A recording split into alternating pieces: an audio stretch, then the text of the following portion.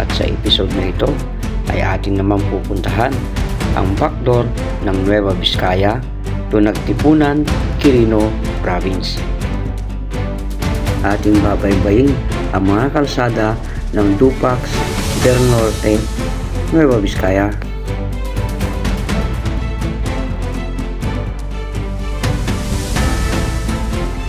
Upang ating mapagdugtong-dugtong ang mga kalsada na mag-uugnay sa Nueva Vizcaya at Quirino Province. Samahan nyo kami sa aming moto adventure sa araw na ito. At sa biyaheng ito ay makakasama natin si Sandy Vlog ng Boyongbong, Nueva Vizcaya upang maabot ang kaduluduluhan ng dalawang probinsya.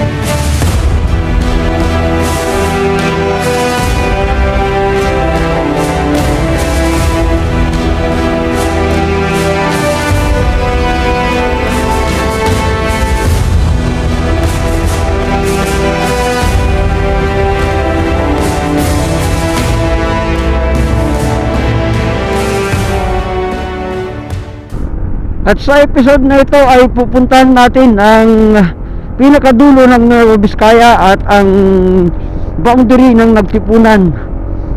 Tignan natin kung anong sitwasyon ng mga ginagawang kalsada doon. At sa araw na ito ay mag-a-adventure tayo kasama natin ng ating isang tropa, si Sandy Vlog. At tignan natin ang ganda ng yan, dito tayo ngayon sa Binuangan at mag-adventure tayo sa pinakatuktok. Nandito tayo sa may view deck. Let's go, tara sa Nagtipunan, Quirino via Dupax del Norte.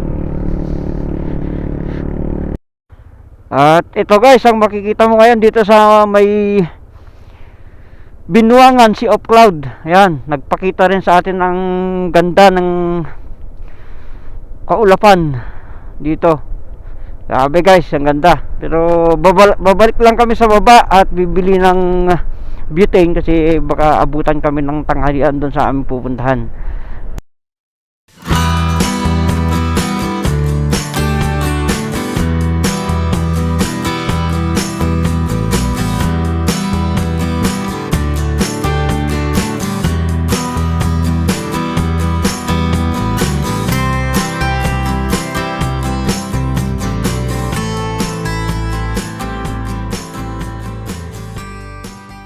Ayun, napakatarik oh. Ang ganda dito oh.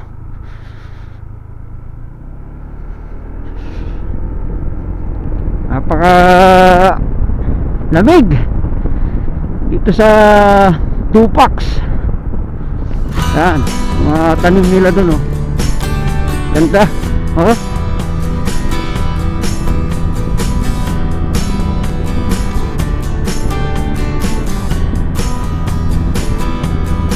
Wow! Andito na tayo sa may Barangay Gian. Napakaganda rin dito. Sa kalsada na yun. Yun ang pupuntahan natin.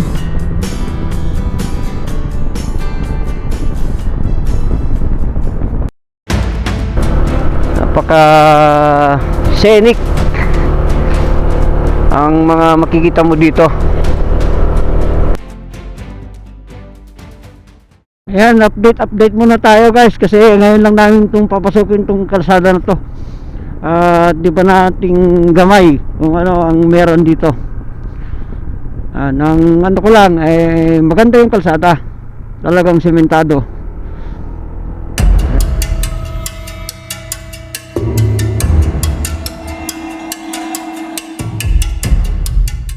Ayan o, ang ganda ng ano, rock formation dun o. Sana malapitan natin. Yun. Kamangha. Kala mo lupa yan pero bundok pa, bundok na bato yan. Ayun o, mga rock formation dyan. Ang ganda o. Ayan. Rock formation, bato-bato yan. Tinubuan na ng mga punong kahoy. Nagkabitak-bitak tong mga ano dito, semento, kalsada. Pero ano yan, naanan ng tubig kapag malakas ang ulan dito. Yan o. Pero ang tatarik din ng ano dito. Akyatan doon. Akyatan na to. Let's go. Bitak ako. Let's go. Nagnog. Ano natin yung ano yan, torque control. Kasi mahirapan tayo makyat pagka naka-on. Yan. Tara na. Itong mga kalsada pala ito is itong kalsada ito is project ng Oceana Gold DDPO Mine. Ayan o, from road to market. Yan, Purok Treski at Nagtipunan, Quirino. Kaya nandito na tayo sa Nagtipunan. Ayan o, bayan ng Nagtipunan. Ayan guys, nandito na tayo sa Nagtipunan guys. Quirino na tayo. Okay, ang ganda. We are Quirino province na.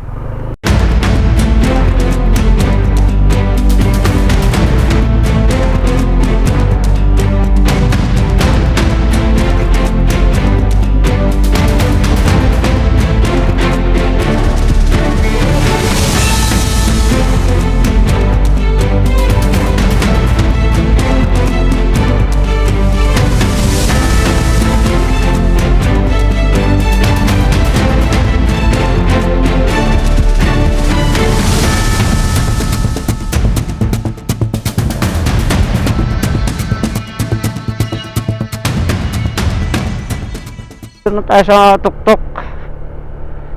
Ang daming mga ano dito guys, mga pananim.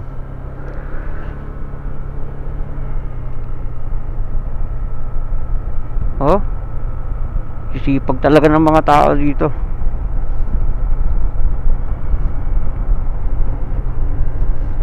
At tignan natin ang ganda ng Quirino.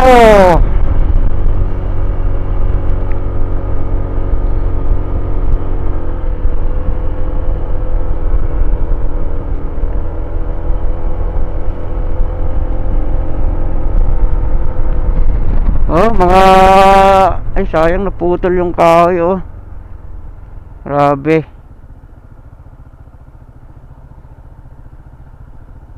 Pero ang ganda, napakasulit ng ano yan parang century na mga kahoy na to, ang lalaki. Ayan ang laking kahoy, grabe ang taas, ang lapad.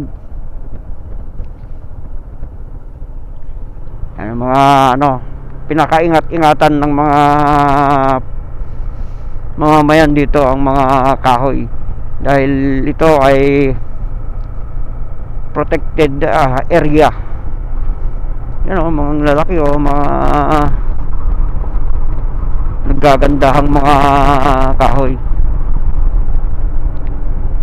Okay, tara at magana lang tayo, dire-diretso lang tayo hanggang marating natin ang pinakadulo ng kalsadang ito. At dito nga nagtatapos ang aming paglalakbay, dahil nga hindi na namin kayang daanan pa ang mga susunod na kalsada, kasi dito na nagtapos yung konkreto na kalsada na siyang magdurugtong sa Nagtipunan at Dupax del Norte ng Nueva Vizcaya. Kaya kung makikita nyo, itong kalsada na to, ito na lang yung natatanging pupunta pa sa mga mas liblib pang lugar. Kaya hindi na kaya ng aming sasakyan, kaya dito na lang kami huminto at para tignan kung ano at saan pa pupunta ang kalsadang ito.